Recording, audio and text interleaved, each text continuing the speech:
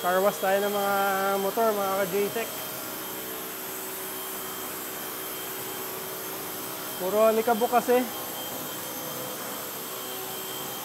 Nagpagawa tayo ng bubong, tapos pina-extend natin yung gate. So, kaya nagsemento, dumumi. Kaya puro alikabok sila. So, wash natin yung mga babies natin. Mga babies talaga no?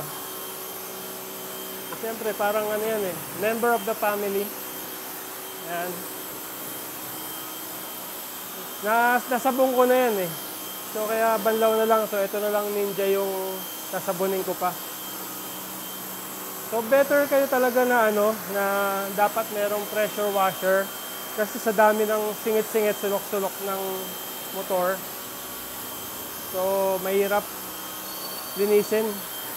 Hindi na matatanggal sa simpleng lang. Nipit. Yan, para totally malinis talaga.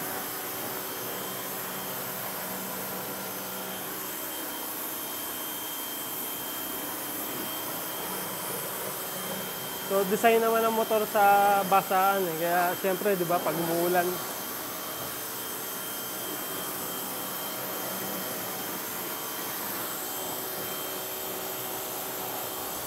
wag lang talagang babasahin yung papasukan ng tubig yung tambucho.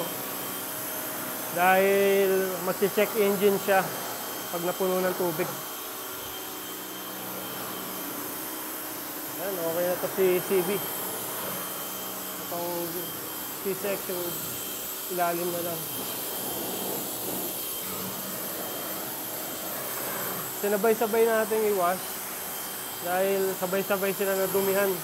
Gawa ng construction sa bahay. Ito yung media natin.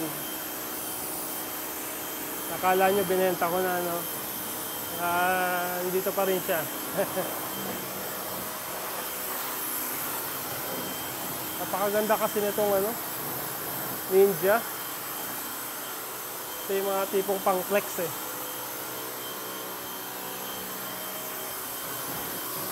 Hindi natin basta mabitawan.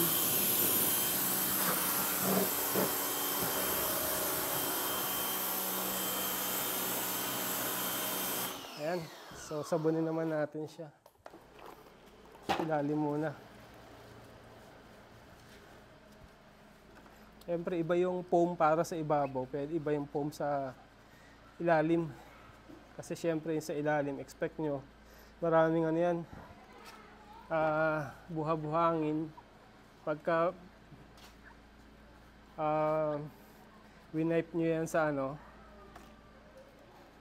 sa ibabaw, sa fairing, magagasgas.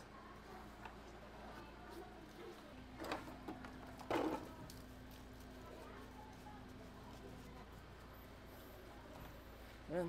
Okay.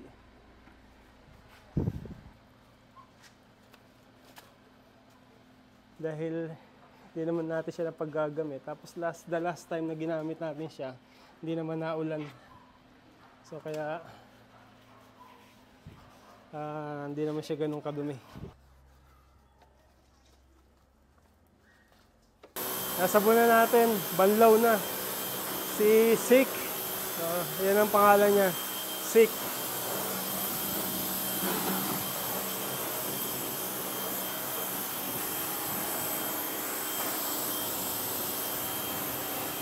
Yan ang maganda sa pressure washer Kahit sulok-sulok, linis. Naabot ng linis.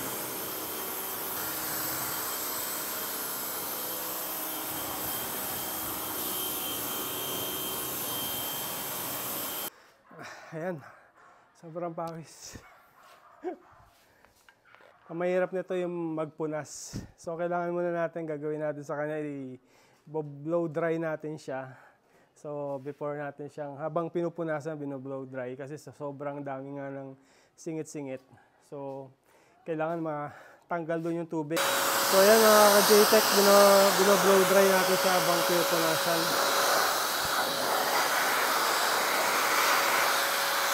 Para tanggal talaga yung excess na tubig. Hindi mo matatanggal sa basta punas lang yan.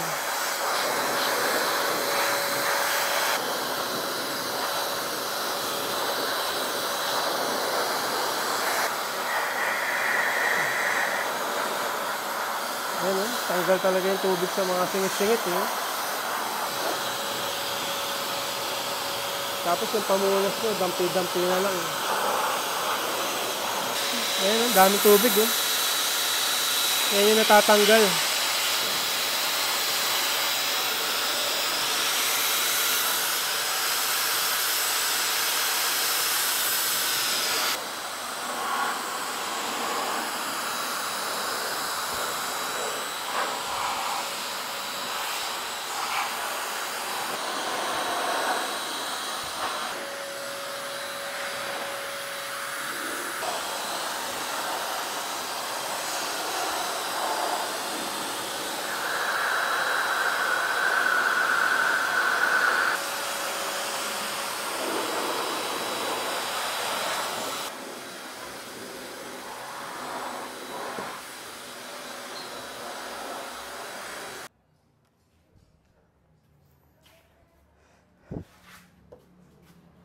Yan, kaka-JTech.